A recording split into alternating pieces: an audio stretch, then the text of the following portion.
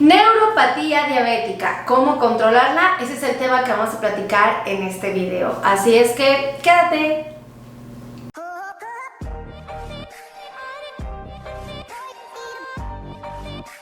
Hola amigos, ¿cómo están? Yo soy la doctora Melissa Tejeda y el día de hoy vamos a hablar acerca de la neuropatía. Debes de saber que existen 3 tipos de neuropatía. Así es. La neuropatía existe de tipo sensitiva, autonómica y motora. Y la neuropatía es una complicación propiamente de la diabetes mellitus.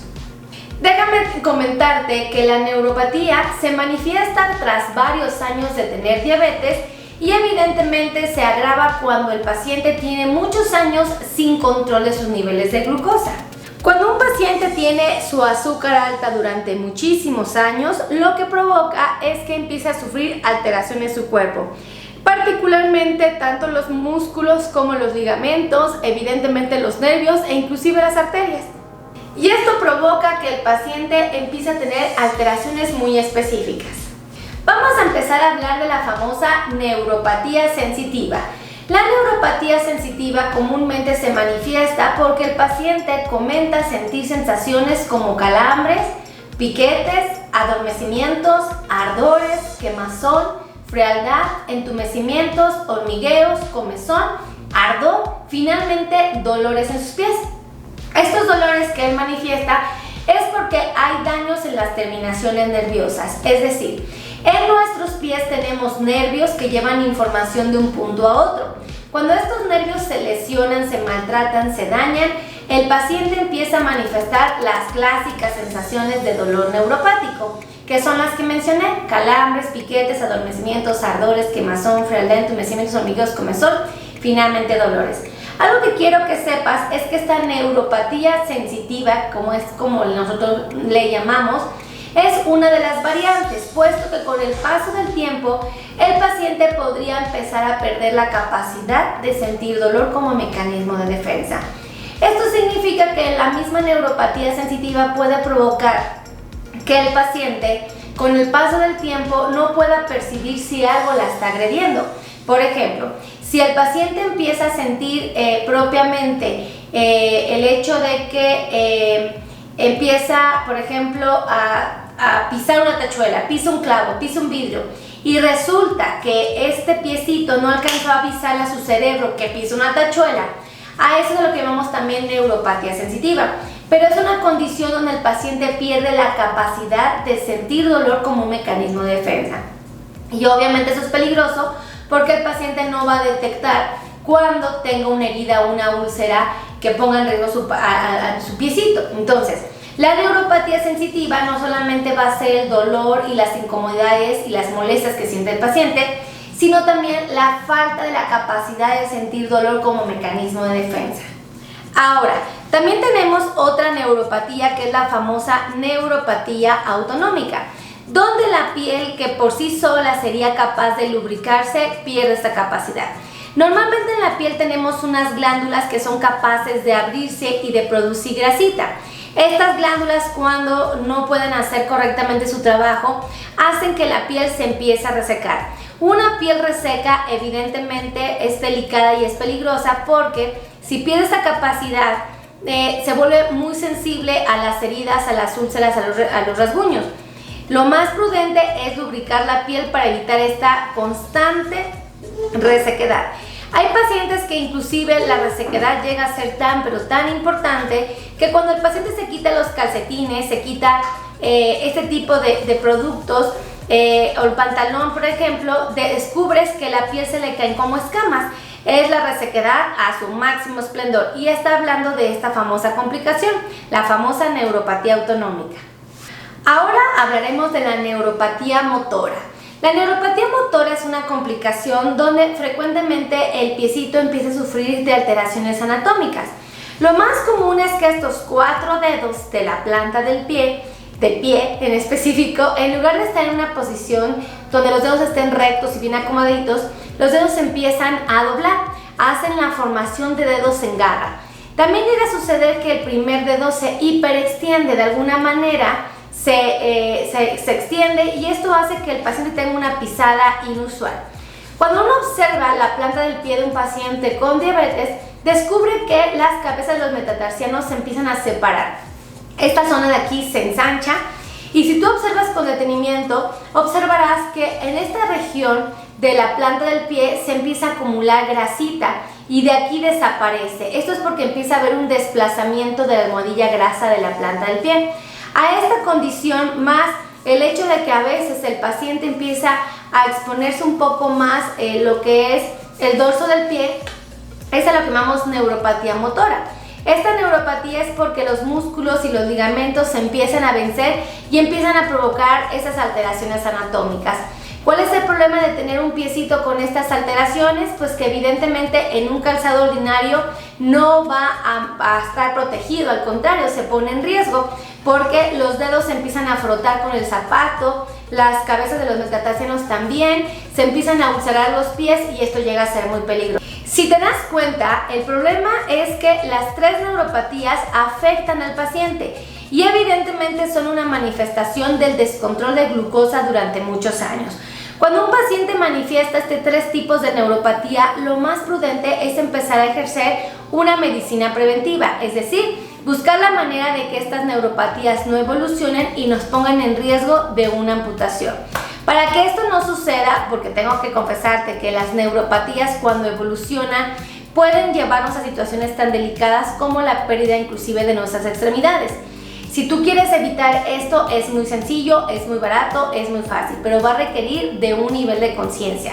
Lo primero que tienes que saber es que es muy importante, a manera de lo posible, concientizar los 7 secretos. El primer secreto que tú puedes empezar a ejecutar diariamente para tratar de evitar una complicación en tus pies es darte la tarea de controlar tus niveles de glucosa. Lo más prudente es que tu glucosa todas las mañanas amanezca entre 80 hasta 130 y que antes de desayunar, antes de comer, antes de cenar, estos valores se conserven entre 80 hasta 130. Otra meta que tienes es después de haber ingerido alimentos. Después de desayunar, después de comer o después de cenar, lo más prudente es que tu glucosa esté abajo de 180. Y también sería conveniente que tomes en cuenta un estudio muy importante que se practica en un laboratorio que se llama hemoglobina glicosilada. Este estudio lo debes de practicar cada 3 meses y este debe de reportar un valor de 6.5%. Si por alguna razón llegas a tener un valor por arriba de 7%, significa que tu diabetes no está controlada. Lo más prudente es que llegues a la meta de 6.5%. Secreto número 2. Lo más prudente es que acudas con tu podólogo y lo más conveniente es que lo hagas con frecuencia. Lo ideal es que acudas cada 4, cada 6 semanas y que él sea el que practique el corte de las uñas, el retiro de las callosidades y asperezas y esté vigilando los canales unguiales. Esto es porque el paciente que vive con diabetes frecuentemente se le dificulta un corte adecuado de sus uñas. Normalmente tenemos problemas de sobrepeso y obesidad que no nos permiten agacharnos, dificultades para la elasticidad e inclusive pérdida visual. Esto hace que el paciente tenga un riesgo muy alto de hacerse heridas cuando se corta las uñas. Ahora, tomemos en cuenta que el paciente también pierde sensibilidad. Pudiera ser que no alcanza a detectar cuando por accidente se hace una herida, un mal corte y se sangra. Y obviamente una herida en un paciente con diabetes potencializa el riesgo de una infección. Por eso es muy importante que el paciente acuda con su podólogo cada 4 o cada 6 semanas para un servicio podológico. Secreto número 3. Es muy importante que te des a la tarea de usar un calzado adecuado. Si tú vives con diabetes, lo más prudente es usar un zapato para diabético porque simplemente es ligero. Tiene suela antiderrapante, es un zapato que tiene punta chata, es un zapato de horma ancha y de horma alta, para que tus deditos no estén amontonaditos y estén todos apretados. Es un zapato muy cómodo para los pies. Este tipo de zapato es importante que sepas que tiene suela y tacón continuos y que evidentemente este tacón ayuda a que no te vayas a caer y no te vayas a tropezar en un escalón. Debes de saber que la altura del zapatito es aproximadamente de 2 centímetros para ayudarte a cuidar de tu columna. Y no menos trascendente, la plantilla tiene que ser removible. Es importante que retiremos la plantilla y hagamos uso de una personalizada. El zapato para diabético, como te comenté, es de punta chata, es muy cómodo y es ligero y es ideal para los pacientes que viven con diabetes. Secreto número 4. A manera de lo posible es importante que ocupes un calcetín paradiabético. El calcetín paradiabético se caracteriza por ser un calcetín muy cómodo de algodón, sin costuras, sin resortes. Es un calcetín que te ayuda a combatir problemas como propiamente la resequedad, los hongos y además nos ayuda a que no haya una obstrucción circulatoria. Al momento de ser tan aguadito y tan cómodo, no comprime las piernas y obviamente no fomentan problemas de circulación. A manera de lo posible, lo ideal es usar un calcetín paradiabético. Secreto número 5. También sería prudente que usaras unas plantillas de descarga personalizadas. Estas no pueden ser prefabricadas, tiene que realizártelas un ortesista y evidentemente tomando en cuenta las características personales de tus pies. Lo más recomendable es que a manera de lo posible te des a la tarea justamente de usar estas plantillas. Otra recomendación que te podría dar es que estas te van a servir mucho para amortiguar tu pisada y evitar la presencia de úlceras o lesiones. Secreto número 6. Es importante que a manera de lo posible uses un jabón especializado para tus pisitos. Un jabón neutro sería sensacional, puesto que este no genera más resequedad de la que ya se presenta con la neuropatía autonómica. Si es posible aplicar este jabón en todo tu cuerpo sería genial. De no ser así, por lo menos la región de los pies sería una excelente idea. Secreto número 7. A manera de lo posible, lubrica tu piel. Una buena recomendación es el uso del aceite de almendras dulces. Si tú aplicas aceite de almendras dulces en tus piecitos, vas a mantenerlos bien lubricados y vas a ayudar a combatir la neuropatía autonómica. Recuerda que la aplicación puede ser a través de aceite de almendras dulces o vaselina. Los dos tienen suficiente respaldo científico para ayudarnos a controlar la resequedad. Si te das cuenta, estos 7 secretos tienen una correlación directa.